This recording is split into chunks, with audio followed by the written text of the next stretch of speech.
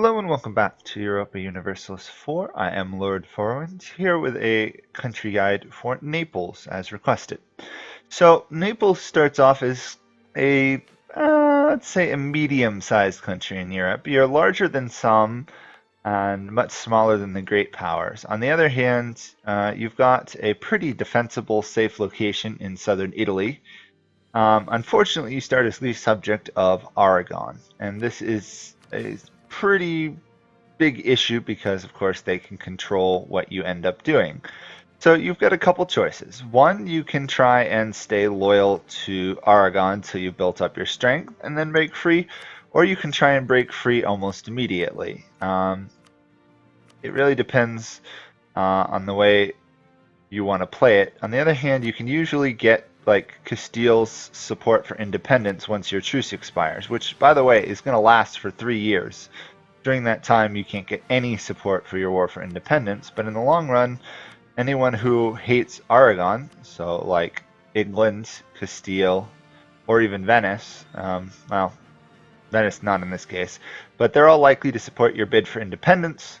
If you can get Castile, England, or maybe even like France or somebody supporting you, you've got a real chance of winning a war with Aragon. You also have a very defensive coastline to fight Aragon on, seeing as that most of your coastline is hills, and if the Aragonese land, they have to attack you through the hills. Another option, of course, is you build up a fleet, which you can't build too much more of, but you could have a fair amount of naval ships to actually be able to win a fight and try and prevent them from ever landing on your coastline in the first place. You start out with only really one province of value, which is Naples. Salerno down here is half decent as well, but all your other provinces are poor to say the least. You're bordered in the north by the Pope, which in some ways is a blessing because if you break free, the Pope will want to go after you, but really the only one who will invade you is the Pope.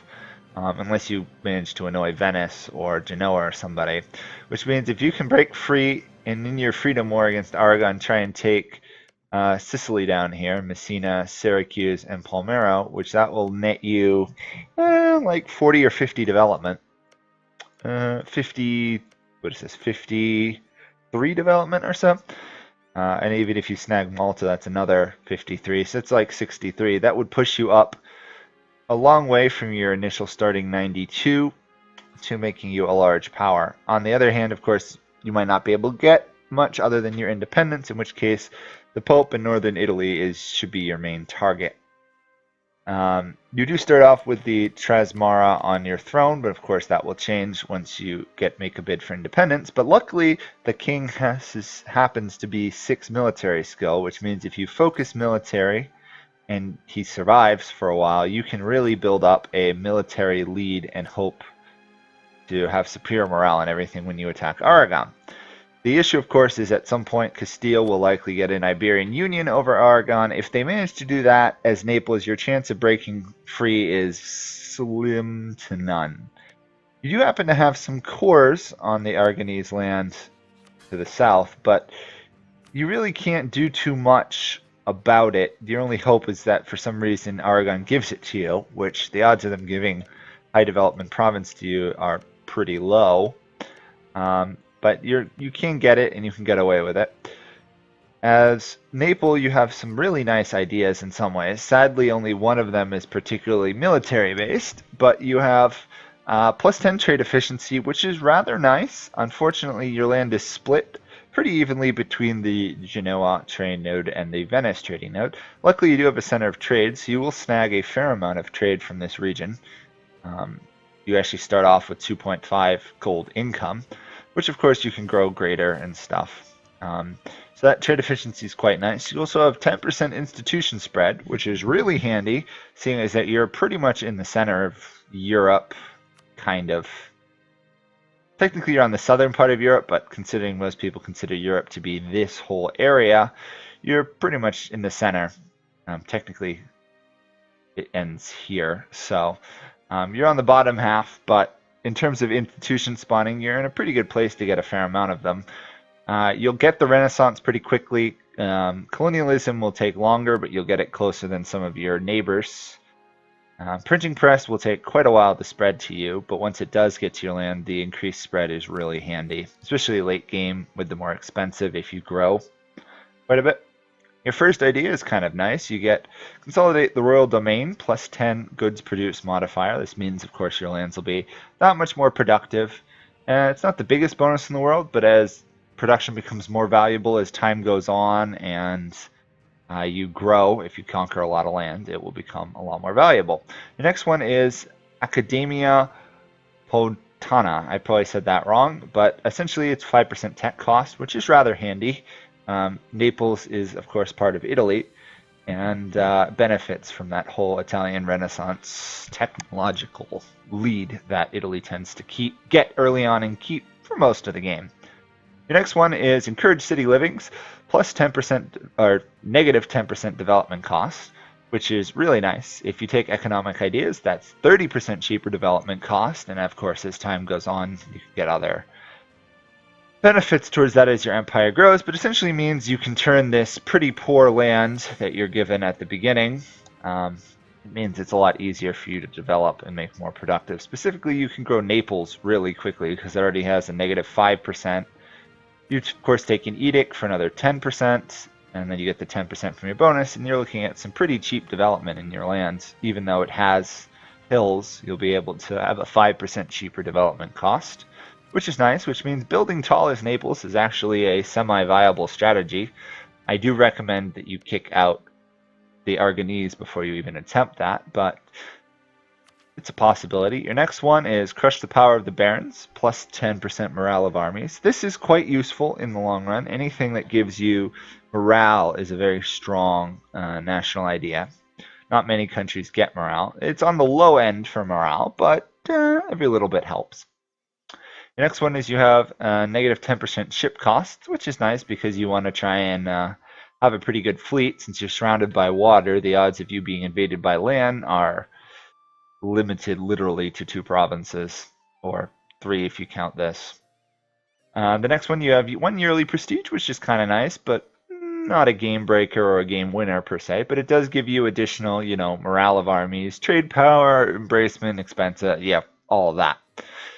It'll keep it at a higher level than usual. I think it's about 20 or so it keeps it at. I could be wrong. And the last one is you've got the Lazarani and the Monarchy, plus 1 yearly legitimacy will help keep your dynasty legitimate. It's not the most useful thing in the world, but at least you won't have to deal with really too many civil wars and stuff.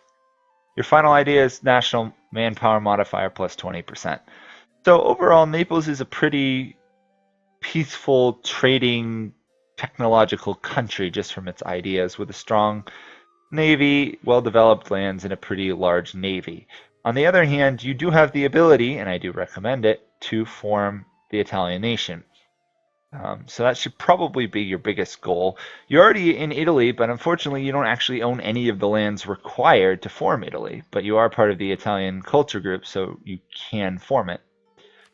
I do recommend you try for that. The Italian ideas are significantly better than the Nepalese ideas. Of course, you'll have to go through the Pope, but considering Rome is one of the provinces you're required to own, it's worth it. Just be aware, if you take Rome, you get quite the penalty, yearly papal influence, plus you lose 1 diplomatic reputation. So it makes it a little bit harder to keep your allies at that point, but if you can, Rome is a pretty good province, as is the rest of the papal lands. Once you take that, you can pretty much advance up the coast. For allies, if you can get away with it, Austria is not a bad ally. Of course, you'll have to get independence before you can get any allies. But if you ask for support for independence, you'll get probably Castile and maybe England as allies in the long run. If you're lucky, of course.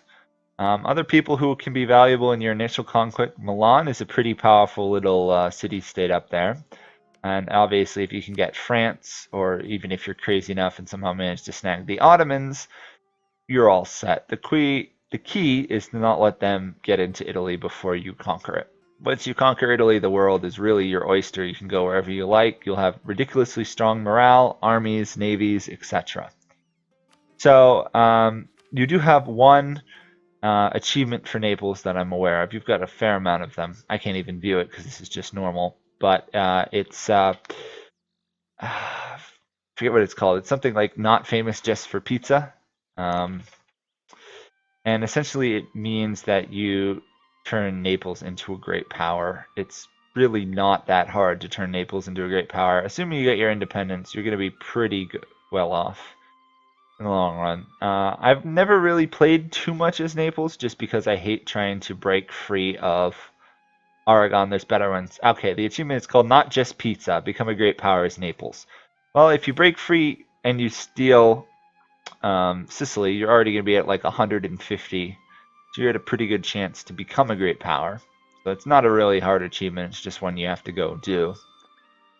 But Naples is a potential great power country, mainly because it doesn't have any major local threats, other than maybe the Pope. But of course, breaking free of Aragon is the key. It may take several restarts to get a good group of allies supporting your independence, but if you can snag England, Castile, or France, they usually can trounce Aragon. Castile's a little weaker than Aragon, but without your troops, they should be able to beat Aragon in a straight fight. Let me just double check their military for you.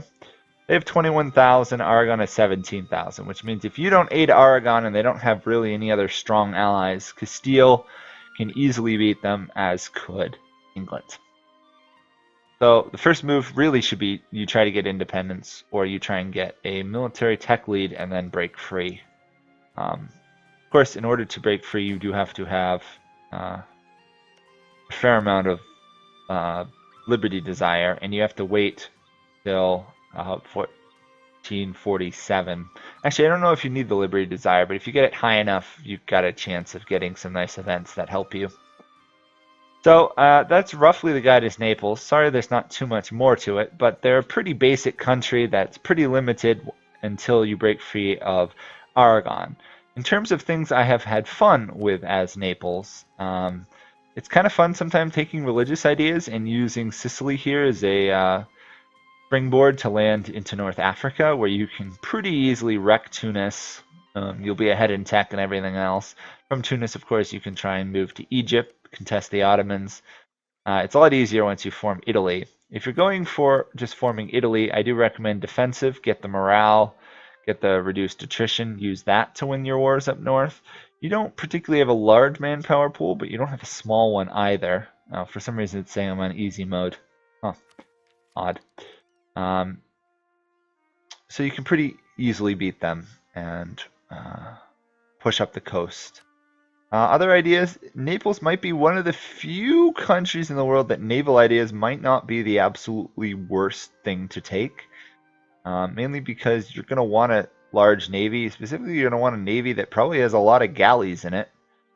Seeing as that most of your combat will take place in the Mediterranean, and heavy ships, although useful, are not as needed in the Mediterranean. Maritime ideas you shouldn't take. Once you expand, if you manage to take the Genoa or Venetian trade nodes, trade ideas is going to be a key one to get you money. You can make a lot of your money as Naples as from trade. Economic ideas, of course, for the cheaper development costs and just general economy should be taken at some point. After that, offensive might help. Quantity if you're having issues with manpower, but if you conquer Italy, you really shouldn't be having manpower issues once you're done with that, unless of course you're going to try and fight the Ottomans, in which case you're going to need a lot of manpower. Other ideas that could be useful, influence ideas might not be bad if you want to try and expand using vassals, like jump up here, vassalize Siena, and then feed them a couple provinces, annex them. Also, the reduced aggressive expansion from state propaganda will help you take a lot more of Italy before a coalition is formed against you, or, prevent a coalition from forming against you. You really don't need to take humanist ideas. Administrative ideas will be nice if you're going to conquer a lot of land. Expansion, exploration, you don't really need unless for some reason you decide, hey, I want to colonize, which I really would not recommend as Naples. You've got a huge starting penalty to colonialization. You're even further behind than someone like Denmark to colonize, which is rather sad. Diplomatic ideas can be useful in general for the diplomat and cheaper provincial war score cost. Espionage ideas late game, sometimes I've found them a necessity just for the reduced corruption and stopping spies. but overall it's not terribly needed. Obviously religious if you want to go fight the Muslims.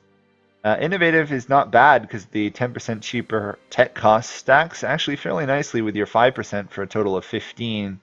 And in general, the institution embracement cost means you'll get institutions in tech a lot sooner, freeing up a good amount of monarch points that you can actually use to develop your province. That is if you want to play tall. Otherwise, I really wouldn't take that idea group. Aristocratic, you could take. I really wouldn't bother with it. Quality could be useful. In fact, I would recommend it late game just for naval strength and land strength. And that's it. Don't take maritime. That's pretty much it for this guide. You are a kingdom, just to give you a quick run over. You're a feudal monarchy. Obviously, you'll have a different dynasty as time goes on. That's pretty much it. You've got the ability to have 12 troops and 16 ships, which should be enough for you to win a war against Aragon on your own. Of course, Aragon should have allies, as should you. But you've got a pretty good shot at breaking free. One thing I've noticed, though, and be aware of it, is Aragon likes to ally the Pope, which means your first war for independence likely will involve you trying to fight the Papal armies, which can be quite dangerous on their own. You just have to remember you have a mountain range here, which will give you a bonus if you attack them on it, or they attack you. Well, if they attack you. And you have a fort here. If you lose either one of these provinces, like you lose Naples or Abruzzi's occupied, it becomes a lot harder to kick them out of your lands. So this is your defensive line and don't lose it. It's also important to note if you move your troops to here and they attack across this strait, they do receive a strait crossing penalty. Which can enable you to defeat a much larger army. Plus, it's a hills, so you've got a very. You also get another defensive bonus there as well. I wouldn't recommend attacking an army in Messina though, because they have a mountain. Plus, you'll have the strait crossing penalty as well. Also, remember that if you move your fleet to that area, you can blockade the strait until they kick your ships out of the area. In terms of a naval combat against Aragon, you'd either have to build up a lot more galleys. Like get rid of some of your transport ships and build galleys, or hope for the best. I recommend much more trying to get them to land on your lands and be waiting for them when their troops disembark, but it's up to you guys. Hopefully this helps you with playing Naples. If you got any questions, please let me know in the comments below and I'll happily answer them. If not, I will see you next time in either another Europa Guide video, a Europa Let's Play, or another Games Let's Play. Thank you for watching. Bye for now.